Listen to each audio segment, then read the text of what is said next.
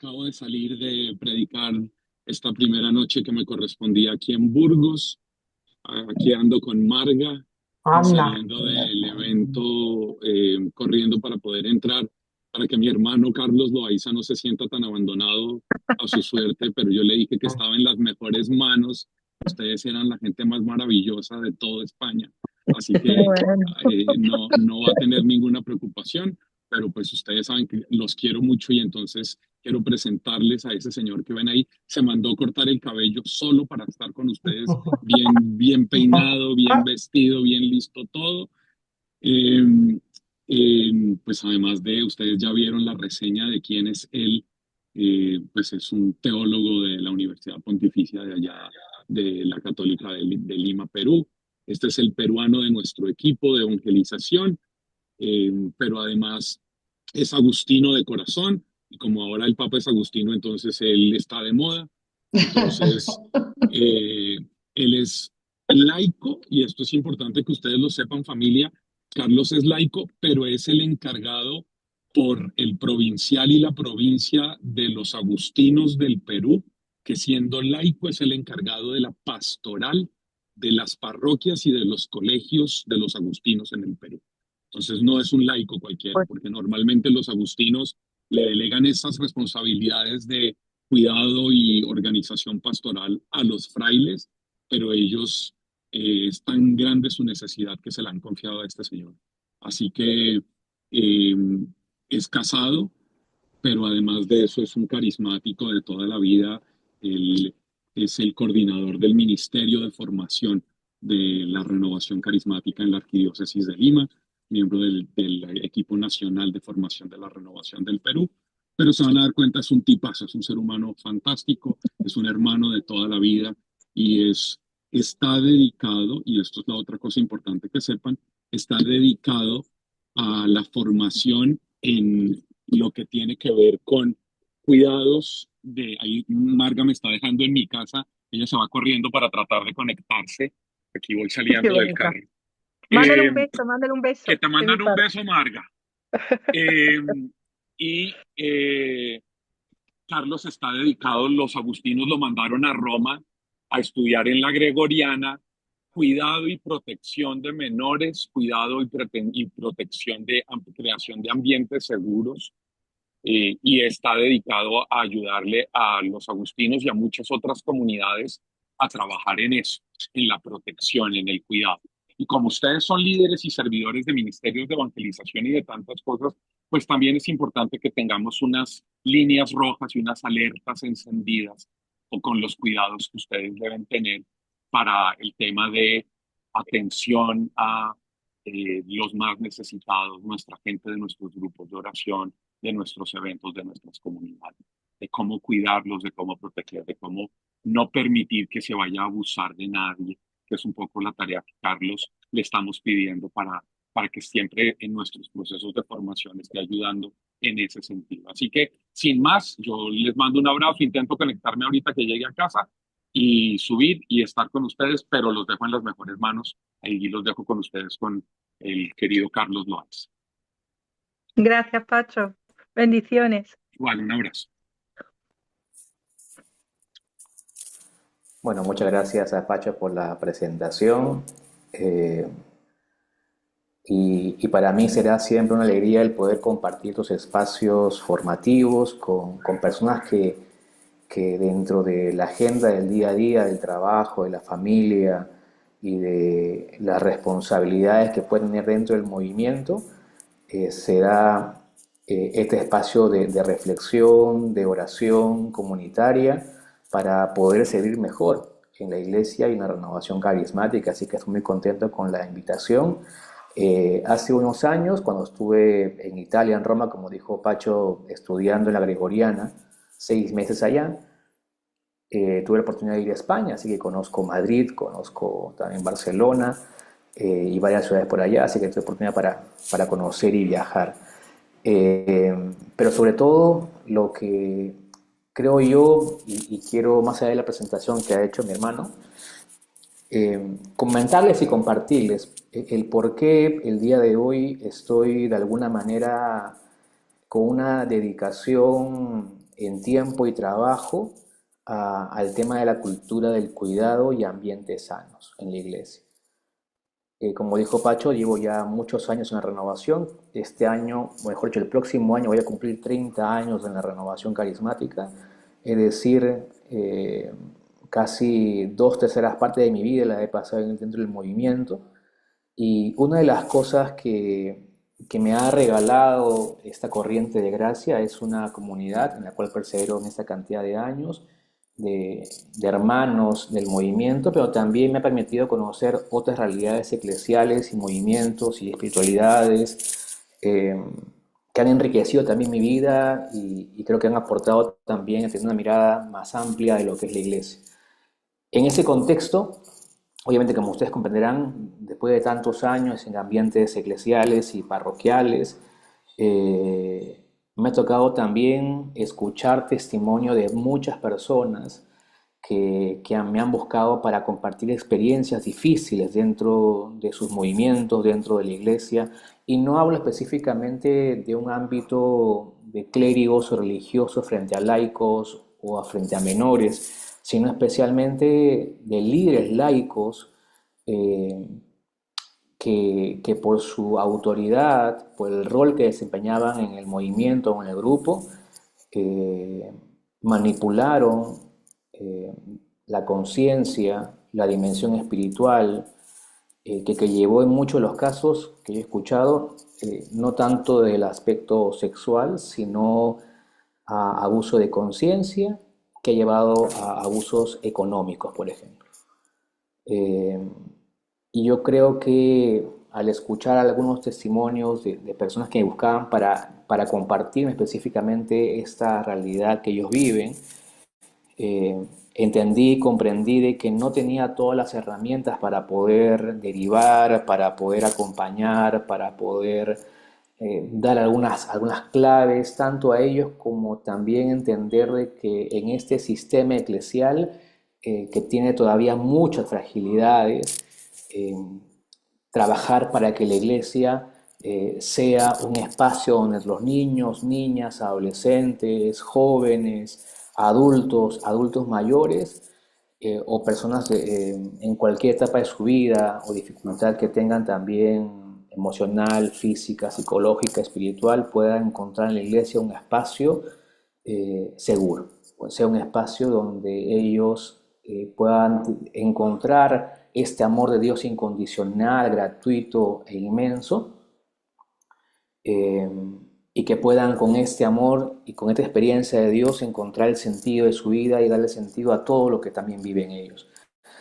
Entonces así fue como llegué hasta la Gregoriana y a estudiar esto ya hace 3 años, y como dice Pacho, ya vengo compartiendo ya con varios lugares y también de la familia Agustina un espacio de formación y también acompañamiento en elaboración de protocolos, políticas que cuiden específicamente las parroquias, los colegios, los movimientos, etcétera, seminarios y todo lo demás. Entonces, ¿y por qué les digo esto? Porque cuando he comenzado a entrar en este mundo, que cuando ya fui a Roma a estudiar, se me amplió muchísimo más el panorama, me di cuenta de algo, y es una realidad. En autores o en investigadores como Daniel Portillo o el mismo Monseñor O'Malley, explican y grafican de que la Iglesia está viviendo el día de hoy la segunda crisis más grande en su historia, después de la Reforma Protestante. Entonces, el tema que vamos a abordar el día de hoy no es un tema anexo, no es un tema apéndice, es el día de hoy un tema nuclear en la iglesia, porque lo que está en juego específicamente es la esencia de lo que es la iglesia. Si ustedes van a lo que dijo Benedicto XVI en su documento Deus Caritas dice específicamente que la esencia de la iglesia es el amor. El amor. Y ese amor que se expresa de múltiples formas y que la mejor forma de poder, en la que la iglesia demuestra y se da a conocer al mundo es mediante el servicio. El servicio desinteresado, la entrega hacia los demás, especialmente a las personas más necesitadas y más vulnerables, como lo hizo Jesús y lo muestra Jesús en los evangelios. Entonces, a la luz de esta breve introducción, igual en el transcurso de lo que yo voy a compartir pueden poner las preguntas en el chat y al final podemos también responderlas con mayor libertad. La reunión pasada que estuvieron ustedes con Miguel, yo soy un poco más pausado, Miguel sí es una metralleta de información. Yo trato de ir más pausado para que podamos todos digerir un poco más. Una cosa es comer la carne poquito a poco y otra cosa es cuando te dan la entraña, pues ahí toda medio kilo de entraña y te lo tienes que comer en 10 minutos. Así es Miguel, lo quiero muchísimo, pero la sesión pasada nos metió y yo también estaba con ustedes y creo que él al final de su exposición dio algunas pinceladas de lo que yo voy a explicar el día de hoy.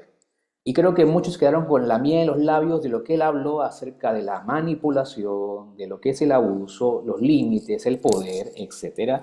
Y para ello entonces, para iniciar ya esta reflexión junto con ustedes, voy a poner una presentación y me comentan si se ve.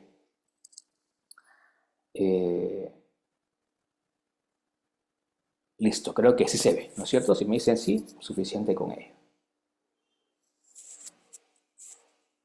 Ya llegó Pacho, ya está como coanfitrión. Muy bien. Entonces, el día de hoy vamos a compartir el tema del liderazgo sano y entorno de cuidado, construir una comunidad carismática que proteja y cuide a los más vulnerables. Ahí tienen mi nombre, por si acaso un correo, si después al final tienen más preguntas, inquietudes que el día de hoy no pueda responder, me pueden escribir también con mucha tranquilidad. iglesiaseguraperú@gmail.com, ahí me pueden escribir sin problemas. Bien, entonces lo primero voy a enmarcar este tiempo que tenemos de formación es en 4 objetivos, ¿sí?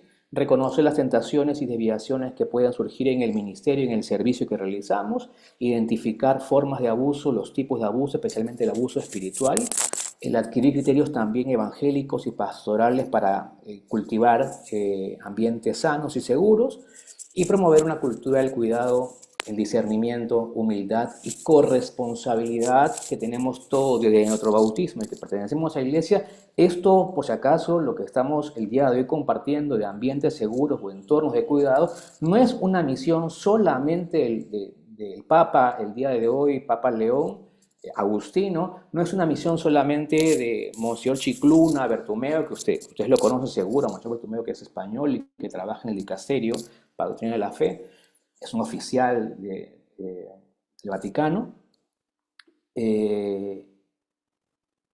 Es una misión no de los obispos, no es una misión solamente del párroco, no es una misión solamente de los líderes de la renovación carismática, sino que es una misión de todo laico, de todo miembro específicamente de la iglesia.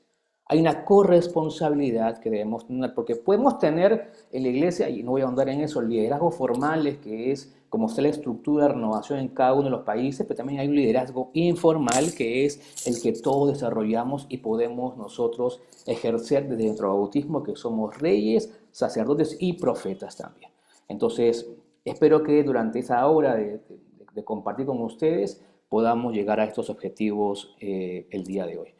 Primero, la primera idea que yo quiero soltar el día de hoy es: el poder no se nos da para servir y no para dominar. El evangelio que nos muestra Jesús específicamente es que si hay un poder que hasta es con una parresía, con la fuerza del Espíritu Santo, es para entregarnos a los demás, es para construir comunidad, es para hacer crecer también a mis hermanos, no para dominar, no para aprovecharme del otro. El carisma que yo recibo, que es una gracia, que es un regalo, es para poder construir, para poder servir, ayudar a la comunidad en la cual Dios me ha puesto. Entonces, es una primera clave que yo quiero el día de hoy compartir. Antes de esto, bueno, está el informe de John Hay de Estados Unidos, de Nueva York, del 2004. Entonces, voy a enmarcar lo siguiente, queridos amigos. ¿Por qué pongo específicamente esta fecha, este país y este informe? porque hasta hace algunos años, hasta antes del 2001 por lo menos, sí se habían detectado y sí se había habido algún tipo de noticias de temas de abuso específicamente de clérigos contra menores en Europa, en Francia, en Irlanda, en Australia, en España, etcétera. Situaciones que de repente ustedes conocen también por el contexto eclesial en que ustedes también se desarrolla la renovación carismática. Y claro, uno cuando está en esta parte del mundo, que es América, decía, no, esto no va a ocurrir hasta que estalló la bomba en Estados Unidos el 2001. El 2001, el caso que se da específicamente público es el de Boston. Boston es una diócesis muy grande en Estados Unidos y lo que detecta específicamente un medio de comunicación, que es un periódico de la ciudad, comienza a darse cuenta de algo y comienza a investigar sobre algunos sacerdotes que han sido denunciados específicamente por abuso a menores y que la iglesia local, la diócesis, arreglaba las situaciones con las familias mediante temas económicos o el silenciamiento favoreciendo en que no digan nada para cuidar la imagen de la iglesia. Y claro, de repente uno pensaba, cuando se hizo la investigación, este periódico de Boston comienza a hacer la investigación, comienza a dar cuenta que no era solamente un caso, ni dos, ni tres, sino que era todo un sistema, lamentablemente, que se desarrolló en la diócesis, que cuando había una denuncia con un sacerdote, además de negociar con la familia o de silenciar al testigo, lo que hacía era trasladar al obispo, o perdón, al sacerdote a otra parroquia. Y eran las parroquias castigo, las parroquias más alejadas de la diócesis. No solucionaban nada, a veces decían que recibían algún tipo de terapia, acompañamiento, en realidad no, en muchos de los casos no hubo mayor situación, pero al final, claro, se dan cuenta que era toda una red de encubrimiento que se dio en Boston. Entonces, el 2001 se da esta investigación y no sale a la luz porque ustedes recordarán que el 2001 ocurren las Torres Gemelas, ocurre esta experiencia dolorosa y difícil de las Torres Gemelas y donde el periódico decide priorizar esta noticia por encima de esta. Entonces esperan al año 2002 y el 2002 sacan la noticia en una fecha muy importante, el 6 de enero. ¿Qué celebramos en la iglesia el 6 de enero? Alguien que se pone en el chat también. ¿Qué celebramos el 6 de enero, usualmente en la iglesia?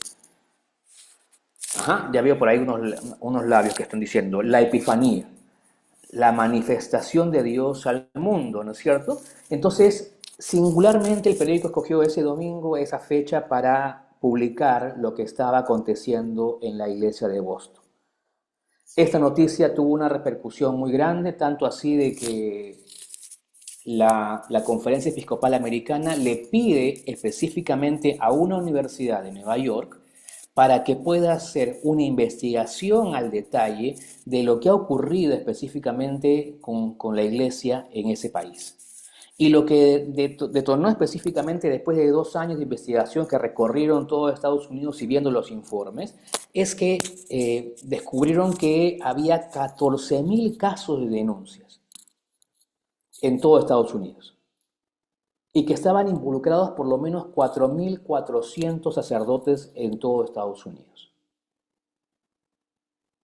Obviamente hay que recordar y entender que estas estadísticas son las oficiales. Ustedes entenderán de que hay mucha estadística negra, es decir, que muchas personas no denuncian el abuso. Y eso también, si bien pasa en la iglesia, también es porque es un reflejo de lo que pasa a nivel social. Es decir, ¿cuántas veces nosotros hemos escuchado, conocido o el rum de que en una familia, un abuelo, un padrastro, un tío, un vecino, un primo o una prima, una tía abusó de alguien de la familia?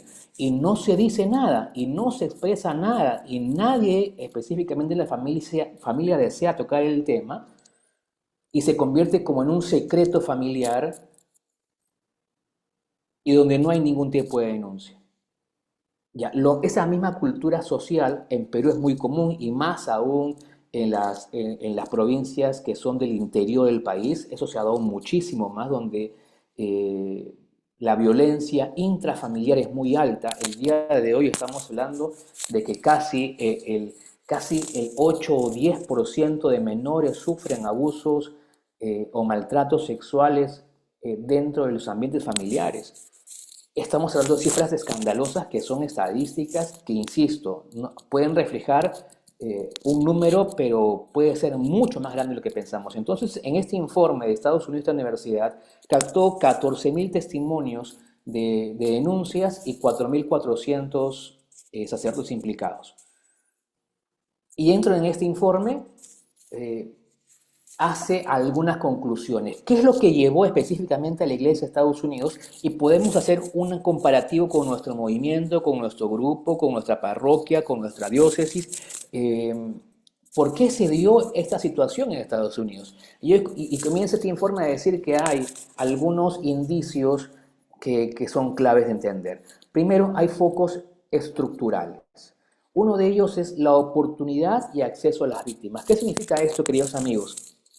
Algunas veces se piensa o se menciona de que el tema de abuso sexual en la iglesia se da por personas homosexuales y por eso es que hay esta situación en la iglesia, esta dificultad, este desafío. Y no, lo que se ha comprobado específicamente no es que sea un tema de homosexualidad, es un tema de oportunidad, es decir, donde el formador o el sacerdote veía la oportunidad, ya sea con su acólito que era varón o en el seminario, o de repente era rector del seminario menor, donde había chicos de 10, 12 años, donde él tenía mayor acceso, o de repente un colegio de varones o de mujeres, donde hay mayor oportunidad y acceso a las víctimas, que ellos obviamente siempre hay un perfil de estas personas, de los agresores, que buscan personas vulnerables o en situación de vulnerabilidad y se aprovechan de ello y abusan. No tiene nada que ver con si es varón o mujer, simplemente es un tema de oportunidad. Si la oportunidad se presentaba con un niño, pues abusaba de un niño varón. Si era una niña, etcétera. No tiene nada que ver con ello. Entonces es un tema de oportunidad. El día de hoy, cuando hablamos en la renovación carismática específicamente, en el liderazgo que tenemos nosotros y que ejercemos nosotros, ¿quiénes tienen acceso de repente a las personas más vulnerables de nuestra comunidad? Por ejemplo, les comento un caso que, bueno, podemos desarrollar más tarde. En una parroquia específicamente acá en Lima, había que son de adultos mayores, que también es la tendencia en la renovación en el Perú, hay mucho adulto mayor, y obviamente había un responsable que constantemente le pedía a estas personas alguna colaboración, por un tema económico que tenía él, de una dificultad familiar. Esto obviamente sin entregar ningún tipo de documento, ni registro, ni nada, todo era por buena voluntad, y finalmente este líder nunca le devolvía nada a nadie. Se aprovechaba del buen corazón, del carisma que tenía, de su rol de liderazgo, y tenía acceso a personas en situación de vulnerabilidad por su edad, porque estaban solas, porque no informaban nada y podían ellas de alguna manera ofrecerles algún apoyo económico, y lo hacían, y al final cuando le pedían la devolución de montos no pequeños, decían no hay nada, no te voy a devolver y punto, y se acabó, y se aprovechaban de esa situación. Falta de respuesta también efectiva ante cualquier tipo de reporte. Lo que detectó este informe o esta universidad es que cuando había una denuncia efectiva de la arquidiócesis para estas denuncias, no había procesos claros, no había canales de comunicación, y por lo tanto también luego se priorizaba más la institución. Ustedes habrán escuchado de repente.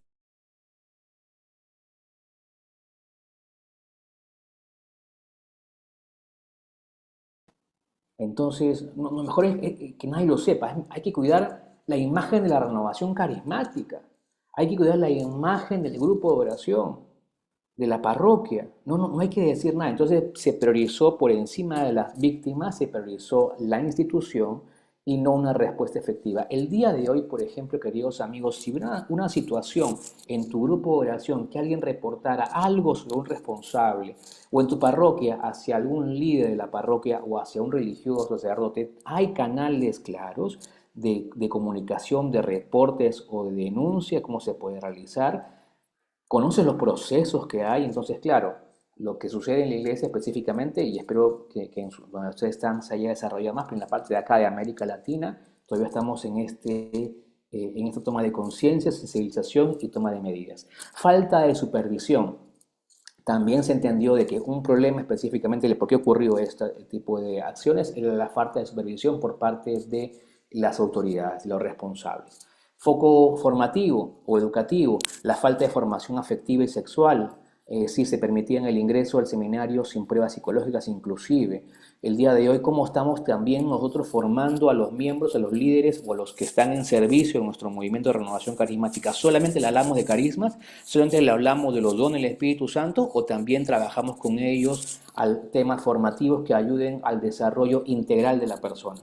Integral porque como ustedes los han explicado también todo el equipo que tenemos de Logos específicamente, la multidimensionalidad del ser humano. La dimensión espiritual es una de ellas, pero la dimensión corporal, la dimensión social, la dimensión económica, la dimensión afectiva, la dimensión intelectual, etc. El ser humano tiene múltiples dimensiones y hay que nosotros sí, entendemos de que nuestro fuerte está en la dimensión espiritual, pero cómo también ayudamos y damos elementos para que las personas puedan crecer de forma integral.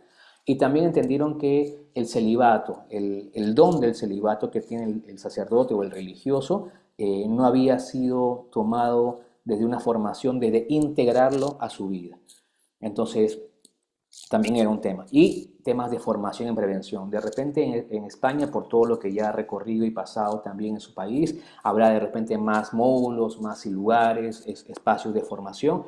Pero acá en Perú y en América Latina todavía estamos en esta fase inicial. ¿Por qué lo digo que estamos en América Latina? Porque, claro, nosotros lo veíamos lejos en Europa, en Estados Unidos, y nunca pensamos que ocurriera aquí en nuestros países.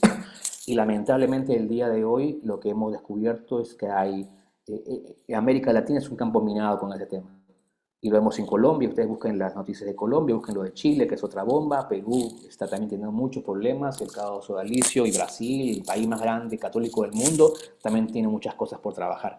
Entonces, ¿cuánto estamos nosotros formándonos específicamente en esta cultura del cuidado que espero que el día de hoy pueda fortalecer lo que ustedes han recibido, lo que tienen, o si no, por lo menos picarles ahí la curiosidad para que ustedes puedan seguir profundizando en el tema en los espacios que tengan por allá. Y por último, también vieron que un elemento fundamental era los cambios sociales. Se dieron cuenta de que la mayor cantidad de abusos que cometieron en Estados Unidos se dieron por los años 70. Ustedes se recordarán 60-70 en Estados Unidos, obviamente hubo esta cultura del libre amor, ¿no? De una sexualidad sin límites. Entonces, la cultura hippie, por así decirlo, y querramos o no, esos factores externos también influyeron en la mentalidad y la cultura eclesial.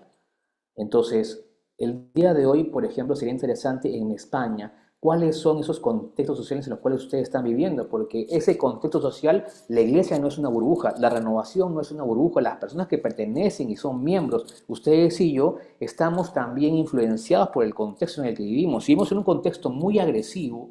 Acá en el Perú, por lo menos, hay entre que uno maneja en el auto y te mete en el carro, entre que estás caminando y de repente hay personas que te pueden ofender verbalmente, en los centros de trabajo, el acoso laboral, etcétera, hay un ambiente muy agresivo que eso no se escapa del entorno eclesial, no se escapa. En nuestro país, en Latinoamérica, por ejemplo, hay un tema mucho de corrupción. Y esa corrupción, no voy a decir, mis presidentes son los corruptos, nosotros no. En la iglesia no se da esta corrupción y lo que nos damos cuenta es que en la iglesia igual hay corrupción. Igual hay corrupción y más todavía en el aspecto económico, por ejemplo. Sino que recién, insisto, estamos en la epidermis de toda esta problemática en algunos países o entornos. Entonces, cuando esta realidad tan compleja comience a mostrarse más, nos daremos cuenta que es necesario seguir fortaleciendo esta cultura del cuidado.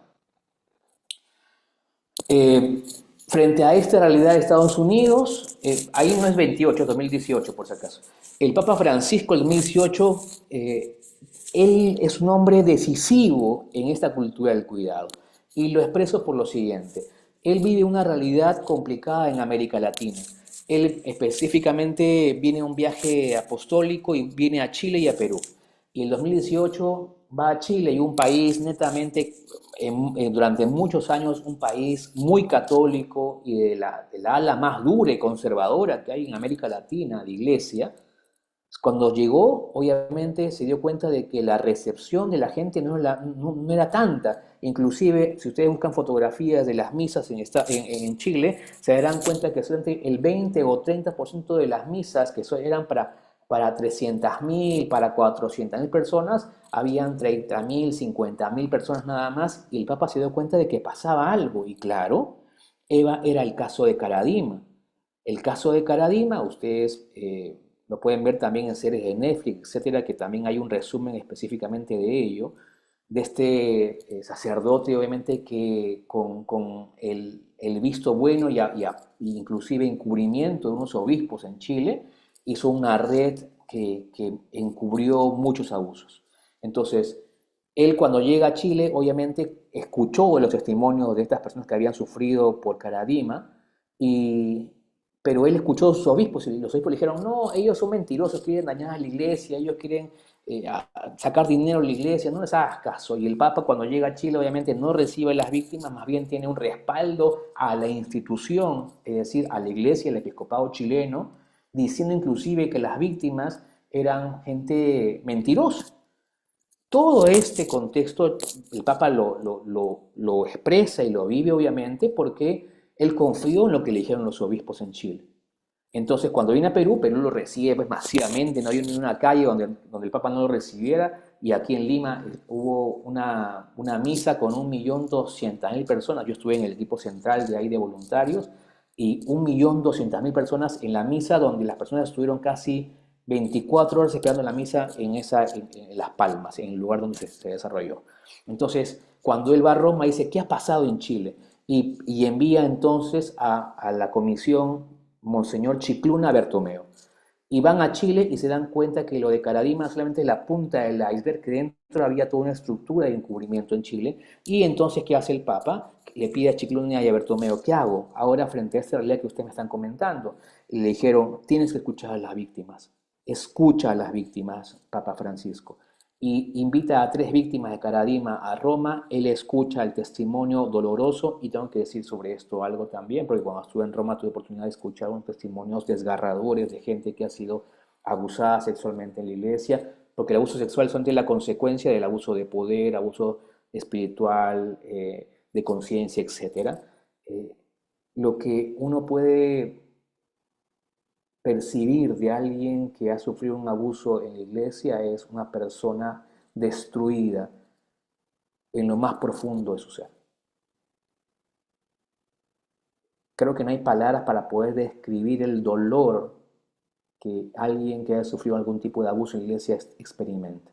Porque el agresor, manipulándolo, entró a su foro más profundo, interno, reemplazó la voz de Dios en su interior, y sobre esa manipulación.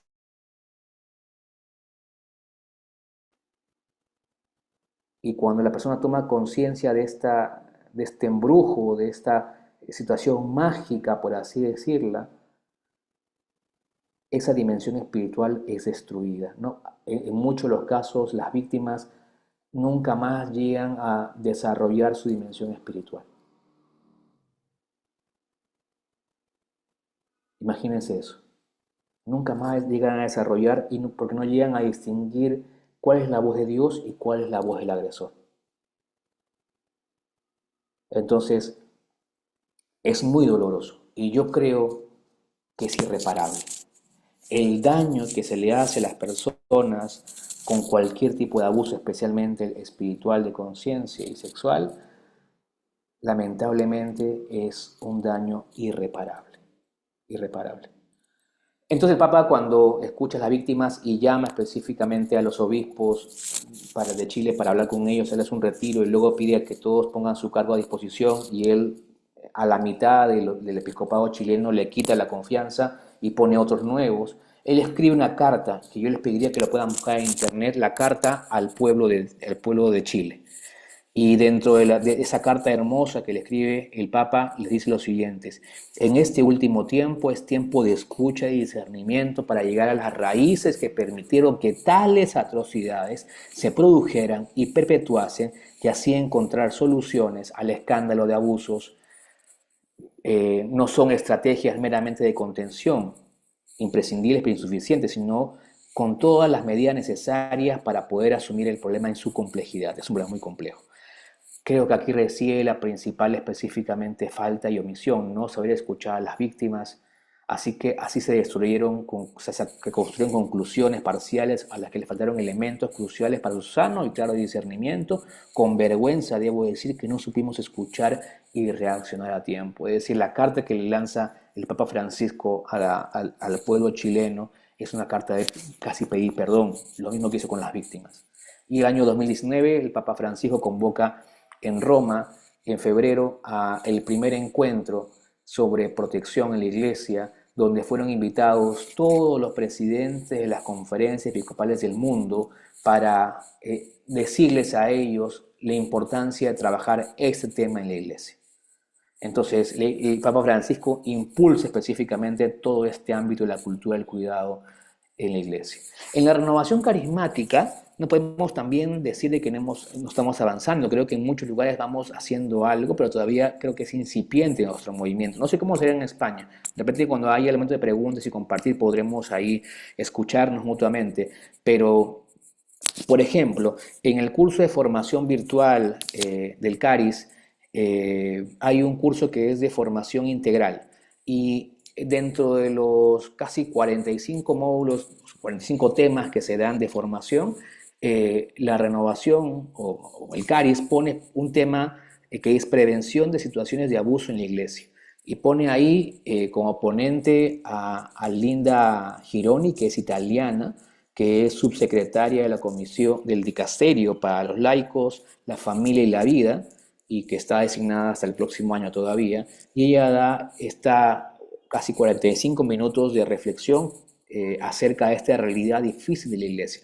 No lo aterriza en el movimiento todavía o en la renovación carismática, simplemente lo habla en términos generales, como lo hablaré también el día de hoy yo, para que podamos ya contextualizarlo.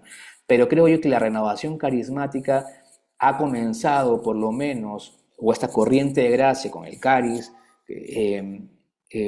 mirar con atención también que esta realidad se da en nuestro movimiento, en nuestros entornos eclesiales, y hay que nosotros estar atentos y la importancia de la formación para ello. Tanto es así que, bueno, aunque no me ven aquí, claro, cuando yo escuché la última vez a Miguel Pastorino con ustedes y hablar acerca de la manipulación y el abuso y dio ciertos lineamientos, claro, dije qué interesante que él también haya profundizado sobre el tema, y me di cuenta justo estos días que él también había escrito un artículo en el libro Abusos Eclesiales en América Latina, y él daba el enfoque desde Uruguay. Me pareció súper interesante, y ya hablaré con él sobre ello también en su momento. Pero digo, la renovación también está dando algunos vistos de que hay que poner este tema específicamente sobre la mesa. Entonces, para entender y mirar desde la parte bíblica, todo lo que es lo que expliqué al inicio, de que Dios nos ha dado carismas para poder ejercer el servicio a los demás, la clave está en el texto bíblico de Juan 13. Ustedes me llaman maestro y señor y dicen bien porque lo soy. Pues si yo, el señor y maestro, les he lavado los pies, ustedes también deben lavarse los pies los unos a los otros. Qué importante es este texto de entender de que todo don, todo carisma, todo llamado de Dios es para servir a los demás. Lavar los pies a los demás, entregarnos a los demás, amar hasta que duela. Eso es lo que dice el Evangelio, lo que nos muestra Jesús, lo que nos expresa Jesús. Insisto, especialmente a las personas más vulnerables en nuestro grupo de oración. ¿Quiénes son? Ahí tú tienes que identificar quiénes son las personas más necesitadas y más vulnerables de nuestra comunidad. Entonces, sobre esto, como son las tentaciones, como lo pongo uno de los objetivos, y fíjense en algunos detalles que voy a comenzar a expresar de repente en este momento. La primera tentación que a veces como líderes y como servidores podemos caer es la tentación de sentirnos indispensables. el servidor deja de ser instrumento y comienza a colocarse en el centro. Ya no pone la iglesia o el grupo o el líder, no pone en el centro al otro, la persona a la cual debo servir, sino que él se pone en el centro. Y esto ya es un peligro, una bandera roja que hay que tener en cuenta. Hay frases típicas que podemos mirar. Sin mí, el grupo se cae. Dios me mostró el camino por el cual guía el grupo, el ministerio. Yo tengo la visión, soy el fundador. La gente necesita lo que yo tengo. Les voy a compartir un testimonio rapidito de un hermano que no es de la renovación, pero es líder de un movimiento aquí en el Perú, que él fue con todo su equipo, específicamente a una casa de retiro un fin de semana para discernir juntos el plan de evangelización de ese año. Entonces van a la casa de retiro, todo bien, y el líder agarra y dice, queridos hermanos, ustedes quédense aquí en la casa, rezando y orando, que yo voy a ir acá al cerrito, donde está la casa de retiro, voy al cerrito, voy ahí a orar. Entonces él se fue, ellos se quedaron orando, alabando, compartiendo, y después de 2 días él baja con Moisés de la montaña, y con un papel en la mano le dice, hermanos, aquí está el plan pastoral de evangelización de la comunidad que Dios me ha mostrado en mi momento de oración. Es lo que vamos a hacer.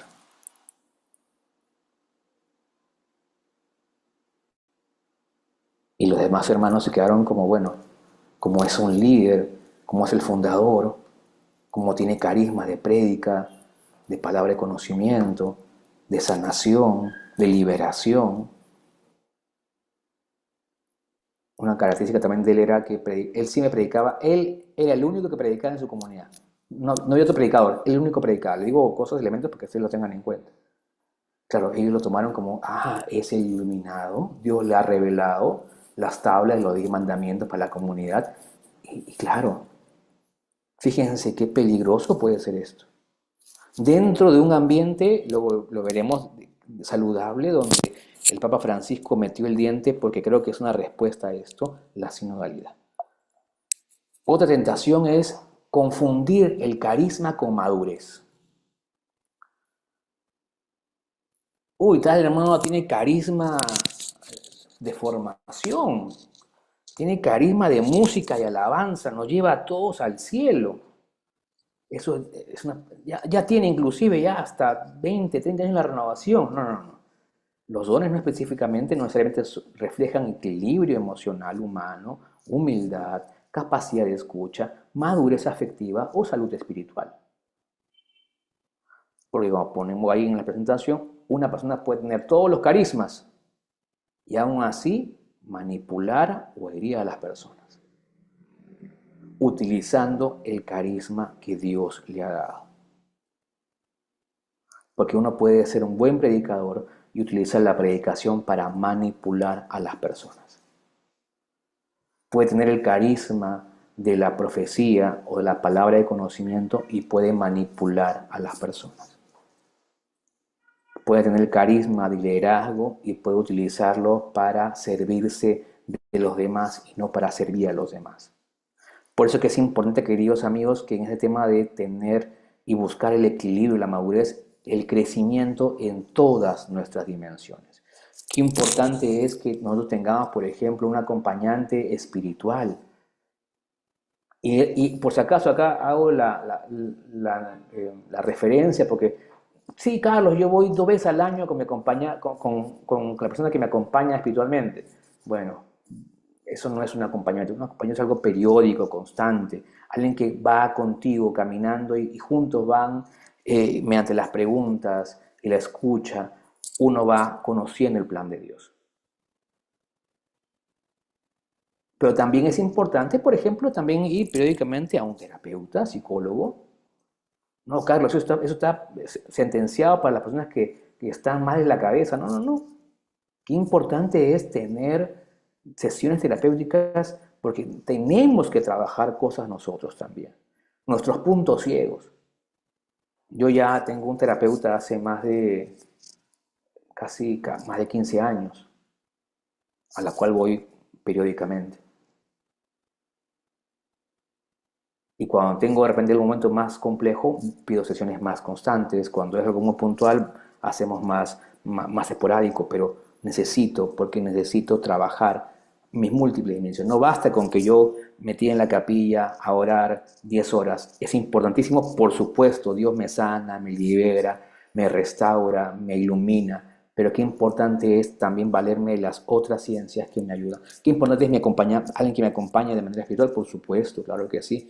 Pero es importante también eh, el entender esta importancia de los carismas. Tercera tentación, cuidado con el caer en el reconocimiento.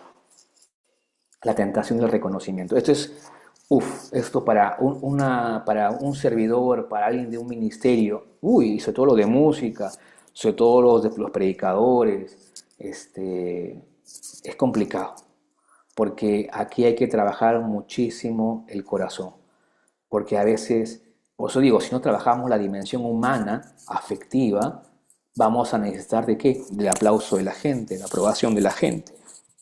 Podemos generar dependencias emocionales, podemos buscar la búsqueda de admiración por parte de los demás y el narcisismo espiritual. El evangelizador deja de anunciar a Cristo como cuando comienza a anunciarse a sí mismo. El servidor deja de anunciar a Cristo cuando comienza a anunciarse a sí mismo. La cuarta tentación, el poder espiritual. Creo que esta es una de las más, de repente, que puede presentarse en nuestro movimiento. Y luego hablaré más los tipos, pero fíjense lo siguiente, ¿no?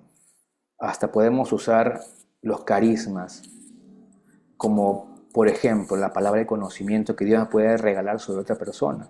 Me puede regalar una imagen, una palabra para el hermano, y a veces le puedo decir, Dios me dice que te diga, Dios me ha mostrado que en tu vida. Hay frases que hay que saber también, o sea, todos esos detalles van sumando, porque querramos o no, los carismas como la palabra de conocimiento, sabiduría, sanación, etcétera, son carismas que debemos tener mucho discernimiento, mucha humildad, mucho cuidado, muchos límites, porque si no, podemos usar el carisma para manipular a las personas.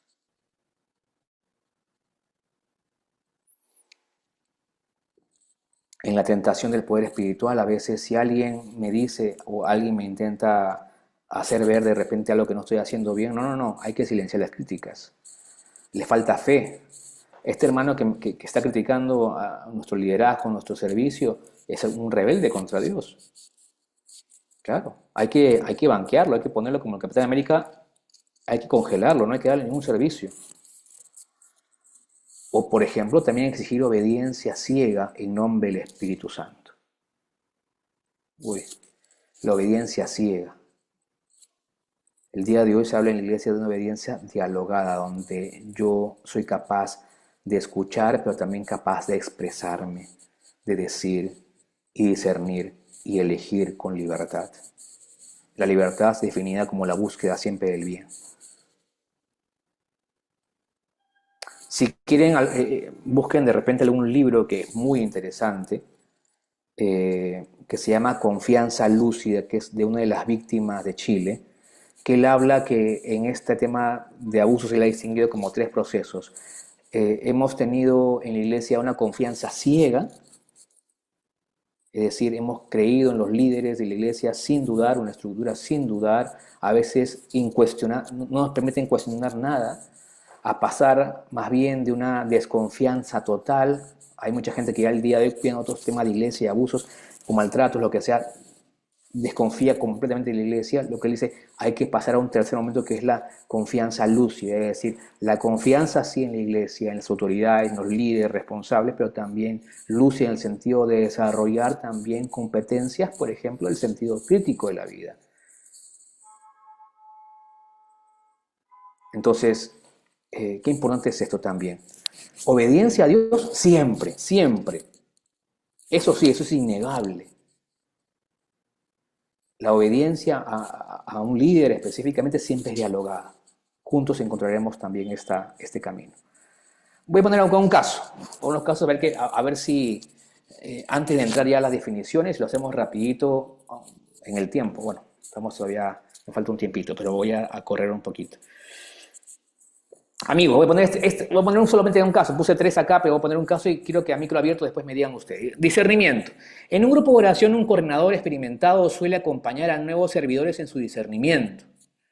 Es muy respetado por su vida de oración y por su claridad al hablar. Un participante le comparte que está discerniendo entre 2 caminos: seguir en el ministerio de música, predicación, en el grupo, o enfocarse en su vida profesional. El coordinador le dice que él siente que Dios le muestra que su lugar está en el servicio pleno en la comunidad. La participante no se siente forzada, pero nota que cada vez que expresa dudas, preguntas, inquietudes al coordinador, él le responde con frases como: no rechaces lo que Dios quiere de ti, o cuidado que te resistas a su gracia. Con el tiempo, deja progresivamente sus otros proyectos desde afuera de la comunidad. Nadie ve imposición directa, todo parece acompañamiento espiritual. ¿Qué me comentan en este caso, queridos amigos? ¿Qué me comentan? ¿Qué pueden ustedes ver de repente como bien, como positivo, pero también como una bandera roja, una alerta que me puede, este caso, sonar? Cualquiera puede compartir. Un par de, o 2 o 3 de ustedes que puedan compartir y de ahí avanzamos. Lean bien el caso. No Marisa, sé. ¿cómo estás? Marisa. Voy por levantada de mano y luego voy contigo, Eva. Hola. Pues yo lo que veo es que no cuenta todo el detalle, pero no puede ser solo porque él sienta que Dios le muestre. Hay que analizar todo mucho más profundamente porque, lógicamente, no sé, esa otra persona, su vida profesional, no sé si se la ha arruinado con este discernimiento, pero que, no sé, que puede haber un abuso, como decías tú, de poder, que encima es súper disimulado y nadie se da cuenta de que lo ha habido. Pero desde luego el discernimiento, primero yo veo una cosa: en el acompañamiento espiritual, el acompañante nunca toma la decisión. Ayuda al acompañado a que abra los ojos, a que vea cosas, a que analice las cosas de otra manera, pero siempre es el acompañado el que toma la decisión. Y aquí, aunque lo tomaría esta persona, pero parece que lo ha tomado más bien el acompañante. Yo creo que no está bien. Perfecto, Marisa. Has dado algunas cosas positivas, otra cosa como banderitas para tener en cuenta. Eva, ¿qué puedes también tú compartirnos de este caso? Vamos a ver, yo que parto de la ingenuidad, ¿no? De decir, no creo que el coordinador lo esté diciendo, o sea, no le veo un punto de maldad, a lo mejor un punto de prepotencia, de pensar que es capaz de poder reconducir o pensar que tiene la capacidad de poder llevar a la gente por su experiencia o porque piensa que tiene... O sea, no le veo una maldad directa a lo que está haciendo, pero a lo mejor el que tiene que discernir es él. Si él es el que tiene la capacidad o el don de poder dirigirte lo que tú tienes que hacer, ¿no? Entonces, bueno, pues por ahí queda la cosa. Perfecto, Eva. Gracias. César y luego Emma y paso al siguiente caso para ver qué elementos más podemos sacar. César, cuéntame qué te parece el caso, qué es lo que tú puedes ver como Pues algunas como inquietudes que te pueden hacer del caso.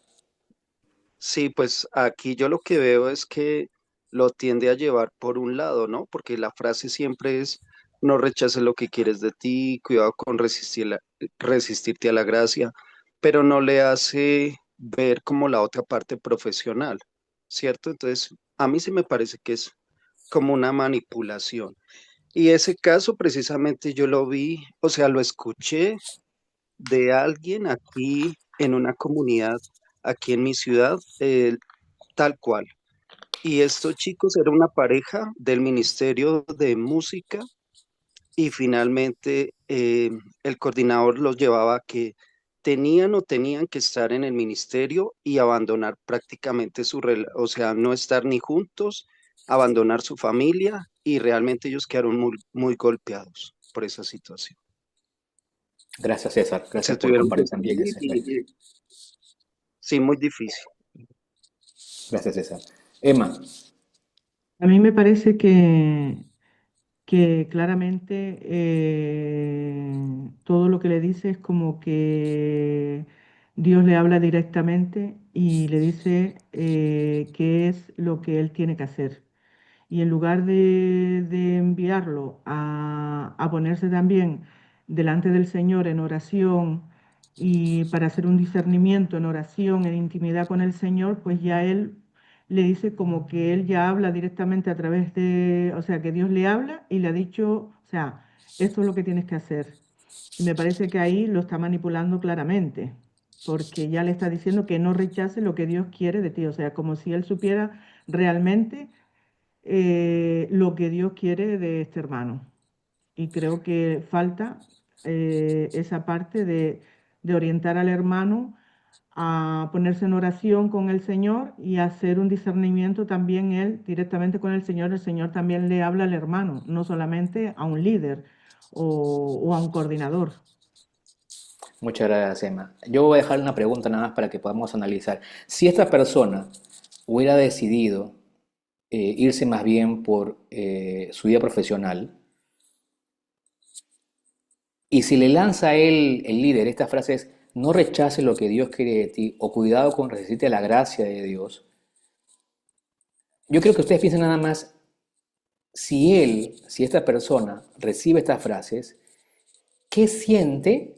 ¿Qué hubiera sentido si decide ir y enfocarse en su vida profesional? ¿Qué sentiría?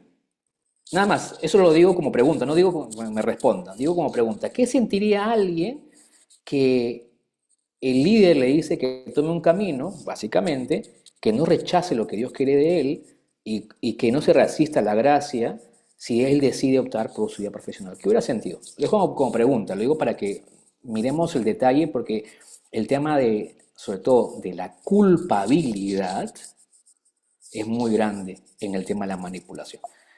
No voy a poner este segundo, voy a poner el tercero para que también es muy común en la renovación.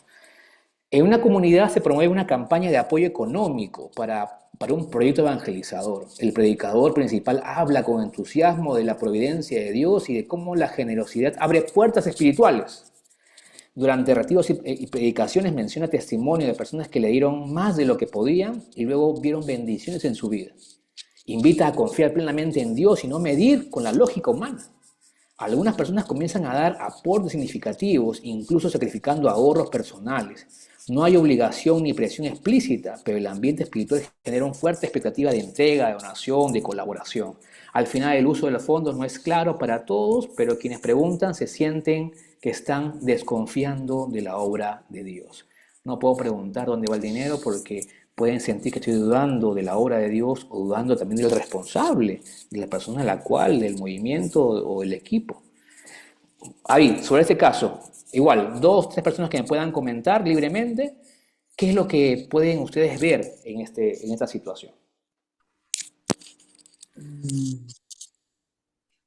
A mí no se me ve la mano, ¿puedo hablar?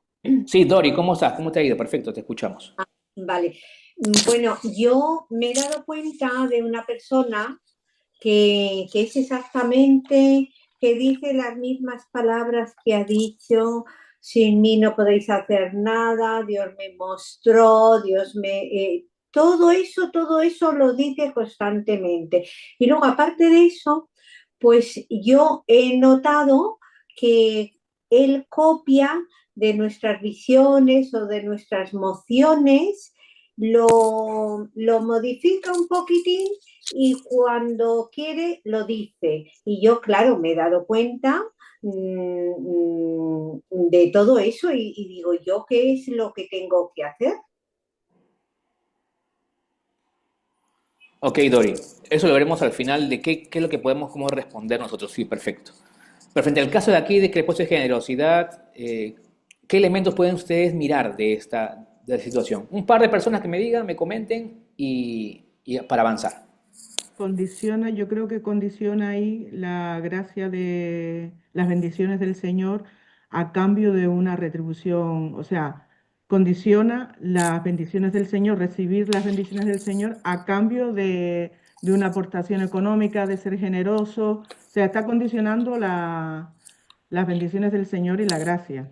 y sabemos que son gratuitas. El Señor no, eso no va en función de las aportaciones económicas ni de la generosidad. Y creo Muy que ahí bien, un poco lo condiciona. perfecto. ¿Alguno más? Uno más y doy una pauta sobre esto.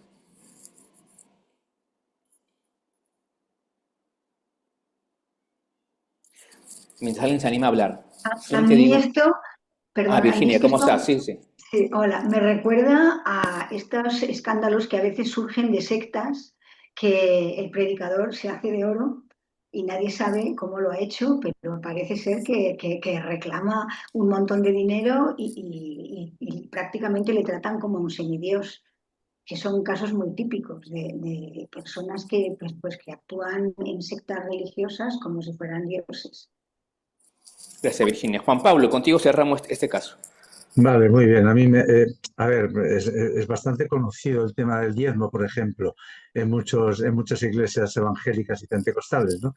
Donde hay que aportar el diezmo de todo lo que ingresas en la familia, porque de esa manera el Señor será mucho más providente con nosotros. Y bueno, también me recuerda a estas cadenas de oración en las que te piden que si no dices un amén o si dices un amén, es cuando entonces recibirás todas las gracias del Señor que se te prometen en una página, ¿no?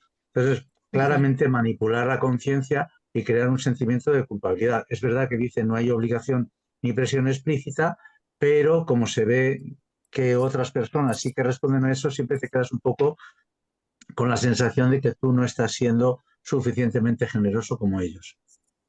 Gracias, Juan Pablo. Perfecto. Amigos, muchos de repente esto lo relacionan, sí, con las iglesias evangélicas, pero en la iglesia católica también se da. Y yo te lo digo porque yo conozco casos específicamente de movimientos o grupos o comunidades en las cuales los fundadores ya ni siquiera trabajan, viven de la donación de la comunidad. Y que uno cuando llega a comenzar a mirar la predicación, y son estas comunidades que el único que predica es el fundador, nadie más predica. Y frente a esta realidad, queridos amigos, y lo pongo en el marco, en la renovación carismática, en nuestro grupo de oración, rendimos cuentas a la asamblea, rendimos cuentas periódicamente a la asamblea, aunque hagamos una rifa, donación de la ofrenda que se hace en cada asamblea, rendimos cuentas de lo que hay en la asamblea, de dónde se gasta, en qué se gasta, inclusive de materiales que tenemos, ya sea una Biblia, una Virgen, una imagen de la Virgen, una cruz, si tenemos 10 sillas, si tenemos un micrófono, una pandereta, una guitarra, todo eso está registrado, todo eso está inventariado, todo eso lo entregamos, el responsable que sabe le entrega al nuevo responsable, la comunidad sabe dónde van los fondos, hay una transparencia económica o no. Porque a veces podemos verlo como algo muy lejano, insisto, como, claro, este caso es más escandaloso, pero mi pregunta es si en lo pequeño, en nuestro grupo de oración, somos también transparentes en lo económico o con los materiales que tenemos que administrar correctamente. Y que deberíamos entregar, claro, mostrar a la comunidad, también entregar a la parroquia, entregar a la renovación, imagino periódicamente se hará un informe económico de cómo está la comunidad. Aunque estemos en quiebra, me dirán, Carlos, acá más bien, creo que yo soy responsable y me deben plata, más bien, más que yo ya he quitado. Pero les digo la realidad, en muchas comunidades a veces hay responsables, líderes que se llevan la plata o se llevan el instrumento, nunca ese órgano que alguien regaló, ¿quién lo tiene ahora? Nadie sabe dónde está. Nadie sabe. Oye, pero alguien lo regaló hace 3 años, ¿dónde está? Oye, ese parlante que se compró, que entró el rifa hace 5 o hace 10 años, no, ¿dónde está? Nadie sabe. Entonces hay que tener claridad que hay que también rendir cuentas constantemente a dónde estamos. Es una medida de transparencia, de rendir cuentas. Ajá, muy bien, perfecto. Voy a continuar. Bueno, amigos, con ustedes, como ya han visto los casos, ya me lo han dicho, están clarísimos en el tema. Yo te voy a dar una pincelada y iré a lo Miguel Pastorino, ¿ya? Para que acabemos el día de hoy. Tipos de abusos en la iglesia, en el ministerio. El abuso espiritual. Y acá voy a explicarlo un poquito más y rápidamente. ¿Qué es el abuso espiritual? Es cuando la persona usa a Dios, su autoridad, lenguaje religioso, bíblico. No, es que está en la Biblia lo que te estoy diciendo. Y usa pasajes de la predicación, usa el nombre de Dios o suplanta a Dios en la persona. ¿Para qué? Para controlar, dominar, manipular, generar dependencia, anular la libertad de la persona, la conciencia. Porque en realidad el tipo de abuso espiritual y de conciencia están ahí, es un límite, es una línea muy delgada. Por ejemplo, acá les pongo algunas frases que a veces pueden sonar. Dios me mostró con quién debes casarte. No puedes dejar ese ministerio.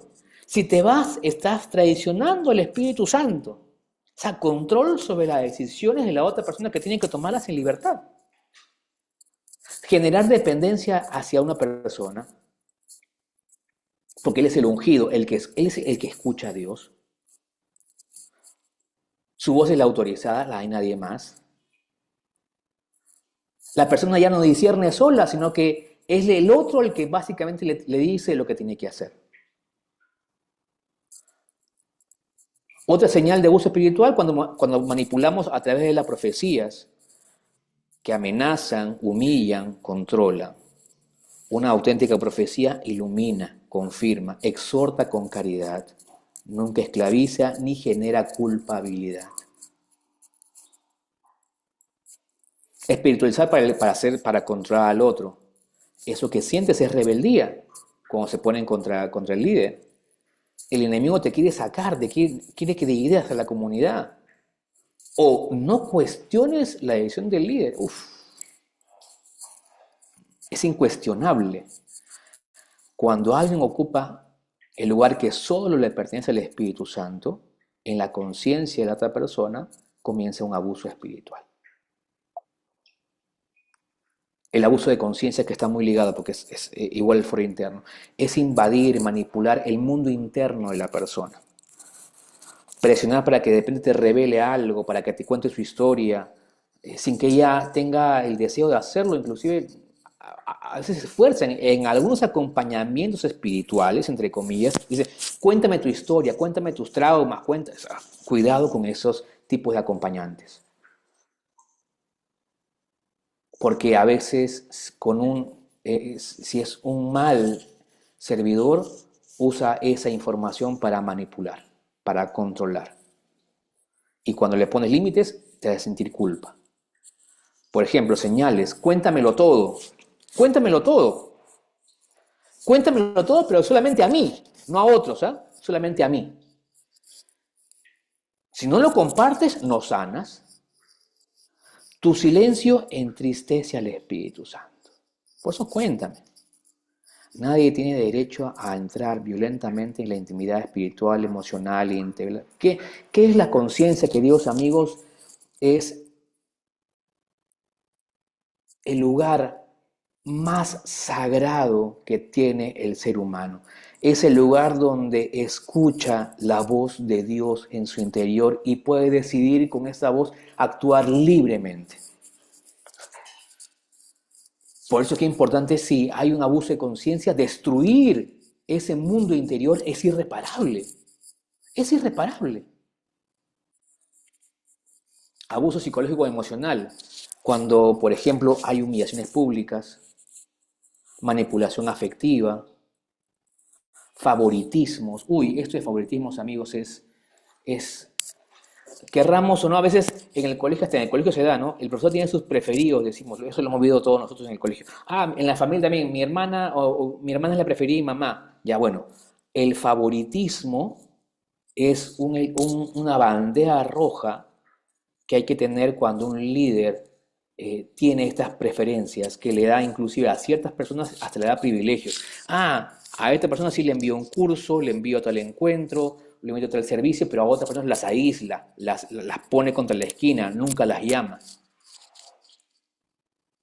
Entonces hay que tener cuidado con eso, ridiculizar, usar el miedo espiritual. No estás preparado espiritualmente, eres un obstáculo para el grupo, te falta fe. Son frases durísimas que a veces líderes usan con los hermanos. Abuso sexual o conductas inapropiadas, obviamente ya es cuando hay, insisto, el abuso sexual ya es la consecuencia de lo anterior. Abuso espiritual, de conciencia, psicológico y de poder que lleva a un abuso ya sexual. La persona a veces hasta ni siquiera llega a definir y por eso no denuncia. No sé si yo lo hice voluntariamente o él me manipuló. Nunca, o sea, es muy difícil de distinguir para la persona.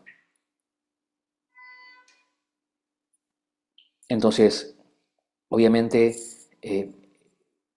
hay culpabilidad, hay miedo, hay duda. ¿Me obligó o yo lo permití? Entonces, es muy difícil esto. Por eso, unas alertas importantes frente a ello es cuidado con las conversaciones íntimas impropias entre personas, aunque hagamos acompañamiento espiritual periódicamente y lo hacemos con las personas, cuidado con el tipo de diálogo que tenemos con ellos.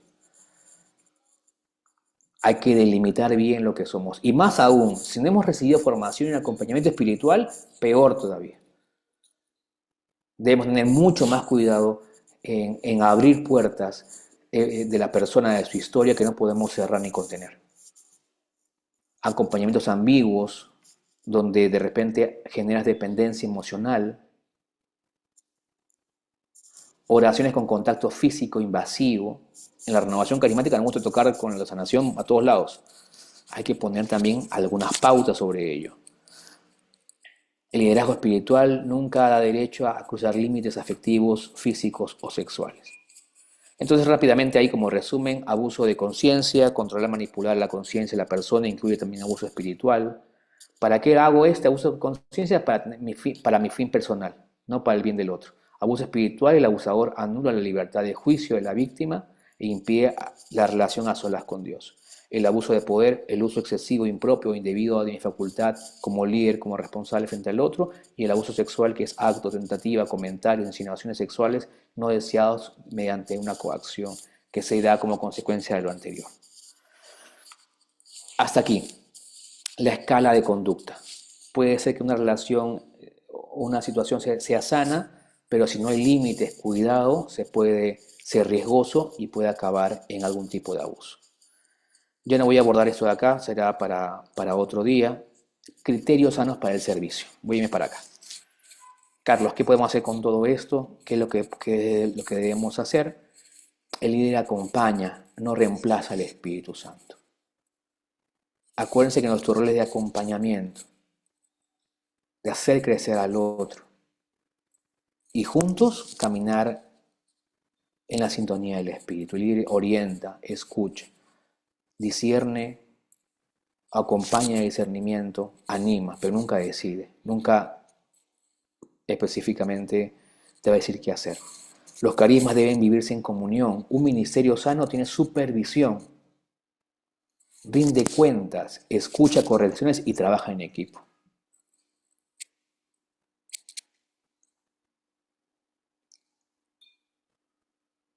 C. Transparencia que protege. Siempre que hagamos acompañamiento en lugares visibles, lugares públicos, en la parroquia, un salón parroquial, que la gente pueda tener ese espacio de privacidad, pero siempre que hay una ventana que pueda mirarse desde afuera. Evitar vínculos exclusivos, el favoritismo. Trabajo comunitario, protocolos y políticas claras. Si en tu parroquia o en tu diócesis hay políticas de prevención, revísenlas, adecúenlas a su grupo de oración. Y si hay protocolos, ¿qué debo hacer yo? ¿A quién debo recurrir si quiero reportar una situación que yo vivo o que estoy viendo que se da algún tipo de abuso o maltrato? Aquí no se intenta, hermanos, amigos, crear una cultura de la sospecha. Estamos cultivando una cultura del cuidado, de la fraternidad, un entorno seguro para todos. Entonces es importante que ante cualquier situación busquemos el canal y preguntemos cuáles son los canales. Y si no los hay, estructurarlo. junto con el párroco, si pasara eso en la parroquia, ¿a quién debo reportar? Y él debe conocer cuál es el proceso, pregunten. O en su movimiento, allá en Renovación, oye, en su diócesis, a su coordinador diocesano, no sea nacional, ¿cuáles son las líneas de acción en nuestro movimiento sobre esto? ¿Qué protocolos, qué políticas hay en nuestro movimiento? Y si no los hay que comenzar a trabajar sobre ello. Y formación continua constante. Otro criterio sano también es humildad, es la mayor protección. El mayor peligro no es tener un carisma, es creer que esa gracia nos pertenece y que podemos utilizarla y manipular a las personas o tratarlas mal o para nuestro beneficio. No nos predicamos a nosotros mismos, sino que a Jesucristo como nuestro Señor. Y lo que decían hace algún momento, alguna vez quizá con buena intención has visto que se ha utilizado liderazgo, una responsabilidad para controlar más que para servir, para manipular más que para servir. Y por último, eso dejo como pregunta para pensar, ¿qué situaciones, qué experiencias puedo tener yo el día de hoy? Y por último, lo que el Papa Francisco es una iglesia profética y por tanto esperanzadora, reclama de todos una mística de los ojos abiertos, cuestionadora y no adormecida. Esa es una iglesia profética. Y nosotros como bautizados tenemos también este rol profético que debemos tener, mística de ojos abiertos, que cuestionemos, que preguntemos y también no adormecida, sino con toma de conciencia frente a la realidad que vivimos. Muy bien, voy a dejar de proyectar.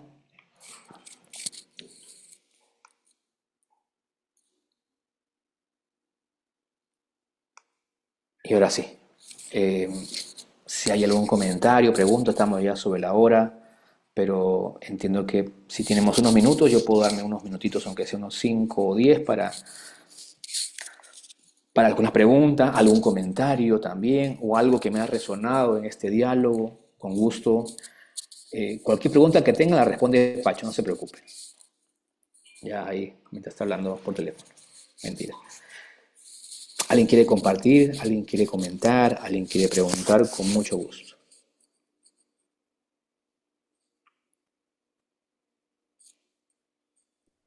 Simplemente informar a todos que estamos en la renovación, prácticamente todos, que nosotros seguimos el protocolo de la Conferencia Episcopal Española, que la Conferencia Episcopal Española ya hace un par de años se nos obligó a que todos los movimientos tuvieran este protocolo. Y en carencia, por ejemplo, cuando tú estás en un grupo de oración o no, por ejemplo, ahora mismo hay un borrador dentro de la renovación carismática, hay un borrador que, fíjate, lo han echado para atrás la Conferencia Episcopal Española, no por falta, sino por exceso de celo. Entonces tenemos que volver otra vez se tiene otra vez que volver a reelaborar. Informaros que ya que estamos hablando de este tema, es bueno saberlo, que cuando hagamos nuestras asambleas, nuestros retiros y todo eso, tendríamos que seguir el protocolo de las diócesis a las que pertenecemos ahora mismo actualmente. Simplemente era informaros de eso, que hay un protocolo muy claro y muy conciso, incluso qué papeles hay que rellenar, qué cosas hay que hacer, dónde hay que acudir, y está muy claro. O sea que... Excelente, lo felicito, es un avance significativo. Y yo te digo un poco en mi experiencia, tener las políticas y protocolos es un avance gigante en la iglesia y en el movimiento. El tema es que todos lo conozcan. Ese es el desafío. El desafío es que todos lo conozcan, uno. Otro desafío es que sean canales donde también se pueda garantizar el anonimato en alguna situación. O sea, que los canales sean conocidos. Y por último también, el que la gente conozca el proceso. O sea, no basta, ya, yo denuncio o reporto una situación, ya, ¿y cuál es el proceso? Yo te lo explico acá más o menos rápidamente. Aquí, por lo menos con la familia Agustina, hemos elaborado ya hace algunos años, bueno, hace unos 3 años más o menos, una guía que voy a ver si la consigo por aquí, la tenía acá hace un momento. Una guía que permite, una guía rápida, porque a veces el protocolo es tan amplio, claro, son 80 páginas. ¿Quién te va a leer 80 páginas? Es difícil. Entonces, ¿cómo hacemos accesible esta información a todo miembro de la renovación carismática? Para que todos lo comprendan, lo conozcan. Entonces, lo que hicimos nosotros fue, hace algunos años, trabajar una especie de manual, una guía rápida, chiquita, donde están todos los procesos y el paso a paso, hasta con dibujos, paso 1, paso 2, paso 3, paso 4, paso 5, tipo infografía. ¿Por qué? Porque la persona tiene que tener, o sea, cuando tú estás en una situación y dices, oye, ya, ¿yo dónde tengo que ir? Y te dan el manual de 120 páginas, ya, oye, ¿y ahora por dónde voy? Entonces, no, hay que tener por lo menos las infografías sencillitas del paso a paso de lo que uno puede hacer. Aquí, ¿cuál es el canal? ¿A quién debo recurrir? ¿Cuál va a ser el proceso? Y por lo menos tener la claridad específicamente de que todo lo que se va a compartir hay una confidencialidad del cuidado de la persona. Entonces, eso para mí es importantísimo. Te lo digo porque en la iglesia específicamente, en muchas diócesis o países, verán que todas tienen líneas guías de actuación.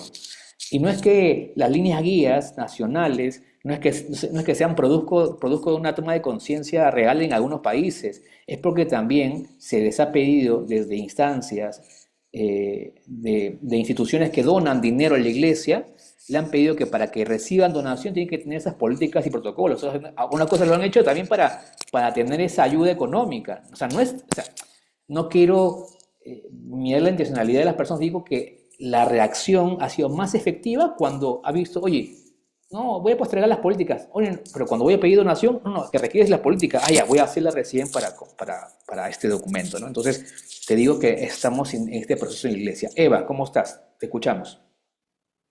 Hola, pues vamos a ver, no me sorprende que donde hay tanto volumen de gente, ¿no? Que va con el corazón abierto, o va ¿no? con esa buena fe, se puedan encontrar este tipo de personas, ¿no? Yo, lo que estabas diciendo del protocolo, me parece interesantísimo. Yo estoy en el Movimiento Scout Católico de España, que es Murcia, y dentro tenemos un equipo que protege a la infancia de este tipo de situaciones, ¿no? Porque nosotros trabajamos con jóvenes y con niños. Entonces, lo que hablábamos al principio de lo que un abuso a lo mejor de decir Dios te dice, Dios tal, pero me ha quedado así un poco de es que también es verdad, es que nos podemos encontrar cualquier cosa. Y lo que comentabas, sí que sería excelente que conociéramos dentro de nuestros propios grupos que existe una herramienta para poder solventar ese tipo de cosas, ¿no? Porque a lo mejor vivimos muy felices dentro de nuestra burbuja, de nuestra comunidad, de nuestro grupo, pero saliendo a otras cosas te puedes encontrar con ese problema. Entonces, que lo hayas comentado que eso existe, a mí, por ejemplo, me hace querer saber en qué consisten todos esos protocolos que deberíamos de conocer todos, ¿no?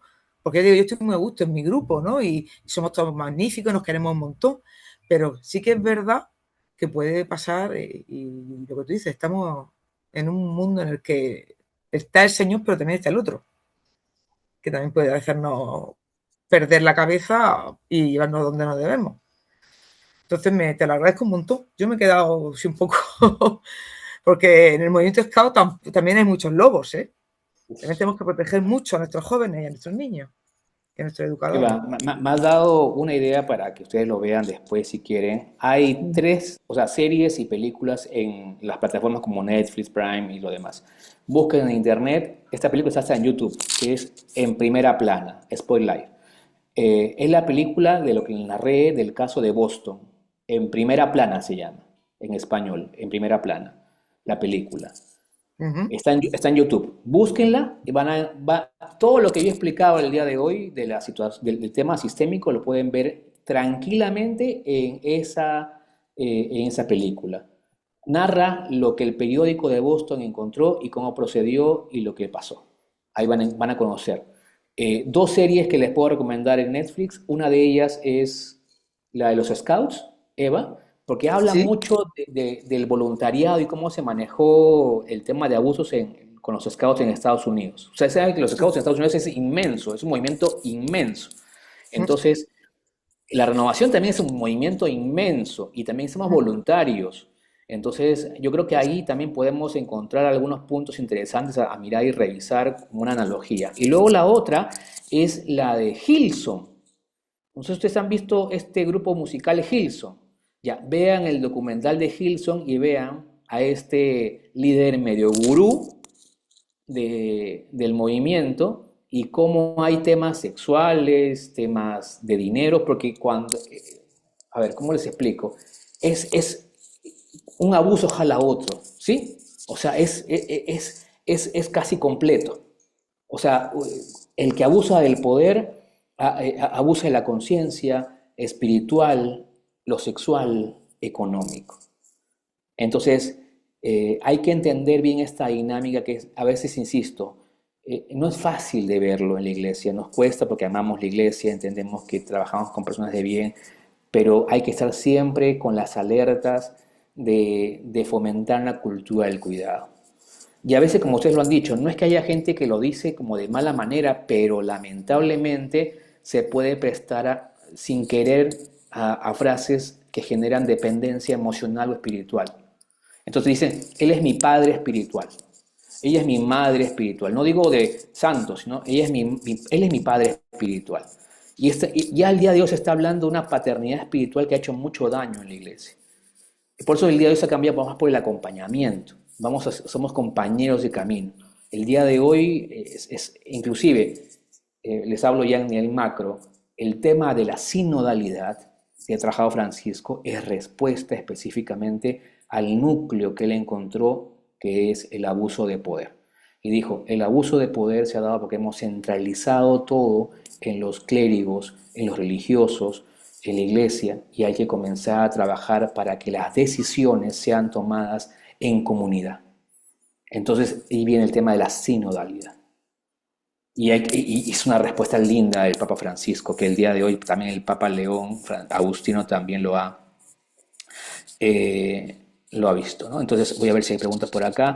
La sensibilización, la formación. No ha mandado los materiales. Ahí te piden, Pacho, el tema de Pastorino. Bueno. Bueno, ahí ya Pastorino ya responderá por sus pecados. Bien. Amigos, no sé si hay otra pregunta, consulta, alguien más que quiera comentar.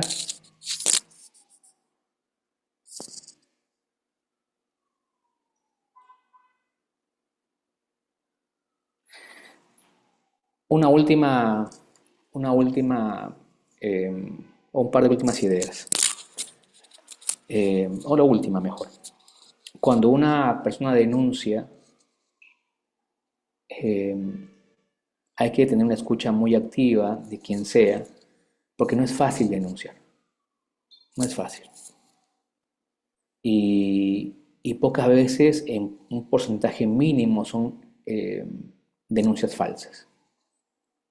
Porque sabe alguien que denuncia ese tipo de cosas, se mete en problemas legales y lo demás, civiles. Entonces, no es fácil para la persona denunciar o expresar.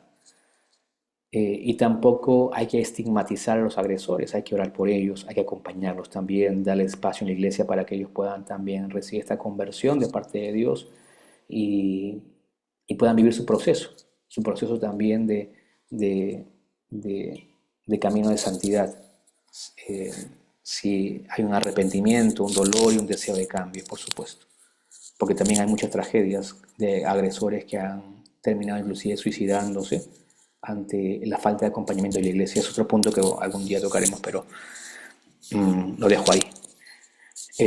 Sin nada más preguntas, siendo por aquí las 3:10 de la tarde, agradecerles el tiempo, la disponibilidad. Espero haber simplemente dado unas pinceladas para que despierten la inquietud sobre esta temática y puedan encontrar, sí, en España hay varios, en las librerías van a encontrar muchos libros sobre esta temática interesantes.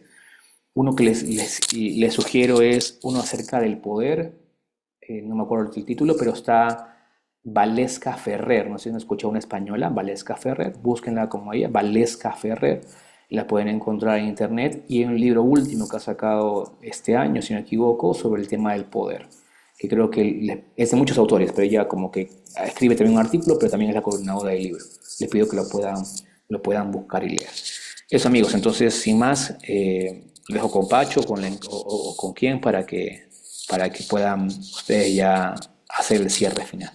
Muchas gracias, Carlos, porque parece un tema que solamente, pero a la hora de evangelizar, muchas veces cuando nos encontramos personas, nos vienen y nos hablan de estos temas y también nosotros como evangelizadores tenemos que darle una respuesta desde una formación y a veces es muy necesaria porque hay mucha gente no que hayan producido, es el daño a terceros que sin querer con nuestro testimonio hemos dado, ¿no? Como iglesia y a veces mucha gente, aún no habiendo sufrido el abuso, al ver cómo nos comportamos, como bien has comentado con el tema de la Iglesia de Chile, ¿no? Que toda la conferencia episcopal fue cesada por Francisco, pues cómo tanta gente se alejó, ¿no?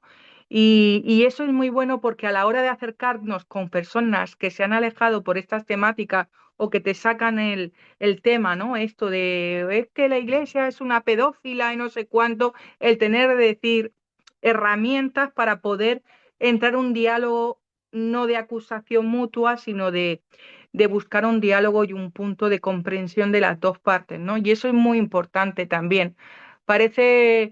Es muy importante en nuestra evangelización porque cada vez nos estamos encontrando más que los informativos, lo que es todas las redes sociales, solamente hablan de eso. Hay un no sé quién decía que hace más ruido que un árbol caído, ¿no? Que todo un bosque que permanece de pie. Y eso es muy bueno también el saberlo, ¿no? El conocer y el tener estas herramientas. Y yo quiero darte las gracias, Carlos, porque eso nos ayuda muchísimo a nosotros también como evangelizadores, pues a tener distintos saber materiales que utilizar, darle una vuelta. Así que muchísimas gracias, de verdad, de todo corazón.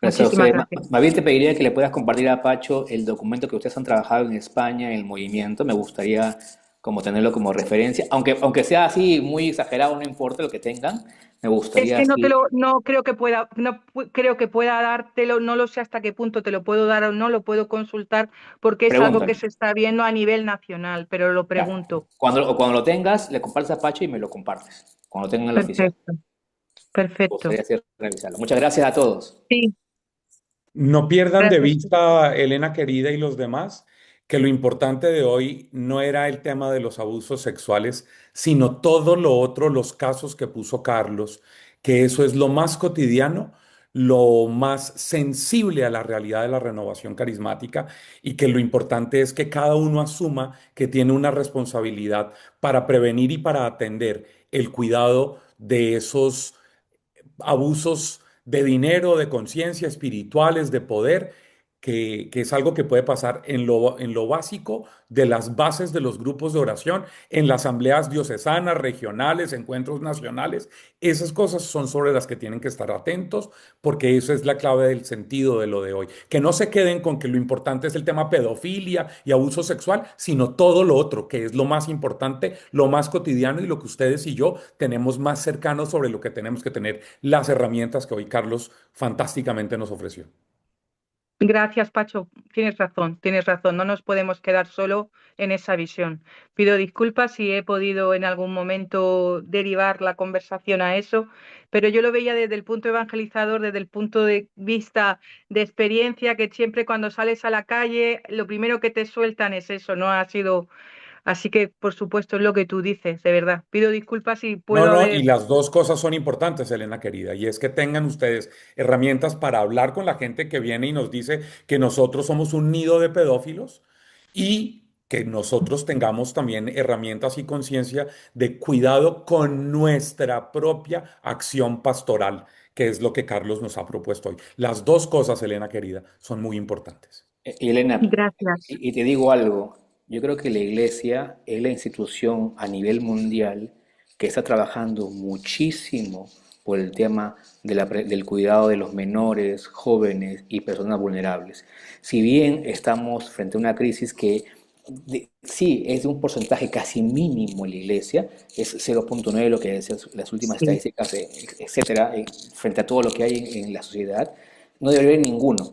claro, ese es un mundo ideal, pero lo que yo digo es, la iglesia se está convirtiendo el día de hoy en un referente para la sociedad, que el día de hoy la cultura del descarte y el tema del abuso de poder y de conciencia y maltratos está tan normalizado, la iglesia está poniendo hitos que yo creo el día de hoy frente a su crisis da una luz a todas las instituciones que hay el día de hoy en la sociedad. Inclusive el Papa Francisco está sacando una encíclica sobre el tema de inteligencia artificial. Y esa encíclica es iluminadora, porque donde nadie está poniendo cosas claras sobre la mesa, la Iglesia con el Papa está poniendo un punto clave que es la dignidad de la persona por encima específicamente de la técnica. Entonces, lo dejo ahí para nada más y ahora sí me despido con todos mis amigos. Gracias, de verdad. Que Dios os bendiga, de verdad. Muchísimas gracias. Abrazo para todos. Abrazos para todos también, Pacho. Pásatelo bien en Burgos. Seguro. Chao, chao. Chao. Adiós, adiós a todos. Gracias.